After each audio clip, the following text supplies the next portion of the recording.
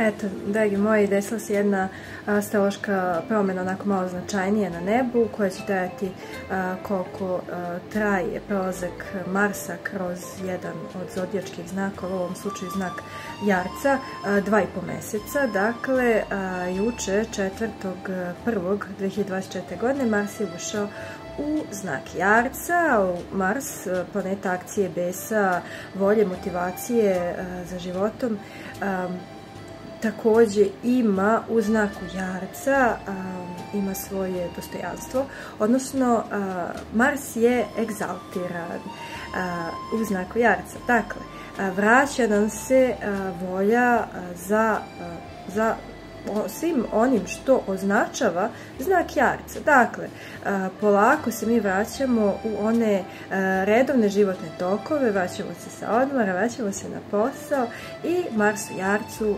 budi ambiciju, budi dugoročne ciljeve. Dakle, on je prelaskom iz Jupiterovog znaka Strelca, gdje smo bili nekako spontani, naši postupci su bili više vođeni trenutkom, uživali smo u trenutku, u spontanošću, i Mars u Jarcu označava sportistu, filozofa i nekoga ko se bori za neke, da kažemo, ideologije, ideje, filozofske ciljeve i uživa u trenutku, uživa u pokretu, u igri, u takmičenju. Prelazimo u Jarca. Jarac je znak gdje smo ozbiljni, Jarac je znak gdje smo ambiciozni, gdje se prepuštamo i odnosno ne prepuštamo se, već se usmeravamo, usredotočeni smo na cilj.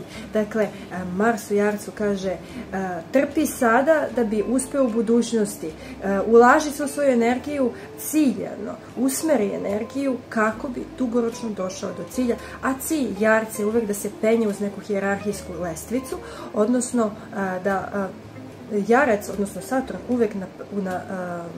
uvek nagrađuje i unapređuje, ali nagrađuje rad, trud, disciplinu, posvećenost.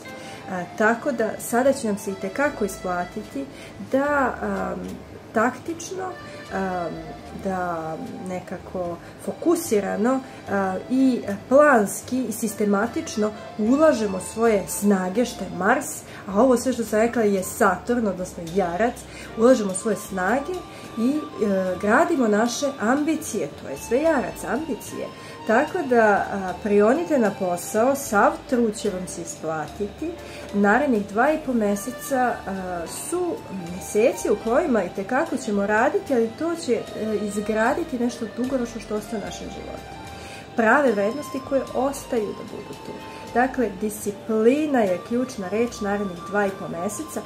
Međutim, ovdje ubrzo u znak Jarca ulazi Merkur, tu je Sunce i kako da vam kažem, svake godine u ovo vreme, otprilike negde na zimu, ovo se dešava i ovo je vreme kada se vraćamo posao, opet se fokusiramo, tako da u tom duhu srećan vam rad, a s obzirom da Mars označava isto i u relacijama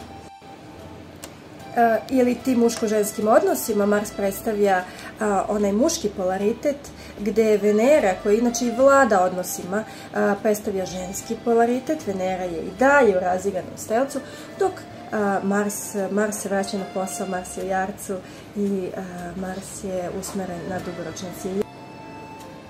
I tu može doći malo do, da kažem, nekih tenzija u odnosima, zato što bi Venera, odnosno ženska strana, bi i dalje da se igra, a Mars mora da se vrati na posao i da se ponovo bavi onim što je praktično, onim što je neophodno, onim od čega se živi, tako da...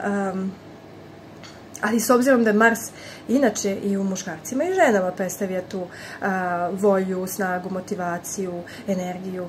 Dakle, svi ćemo biti u odnosima usmereni na one odnose koji mogu vremenom da opstanu. Nećemo biti usmereni na trenutna zadovoljstva, već da nešto gradimo što će ostati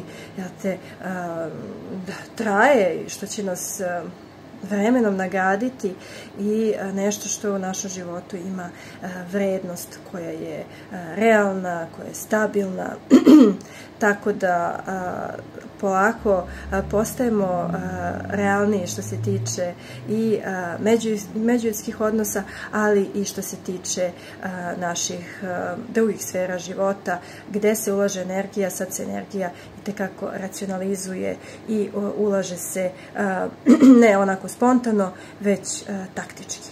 Tako da, eto, još jednom pozdravljam vas uz srećan rad i svako dobro.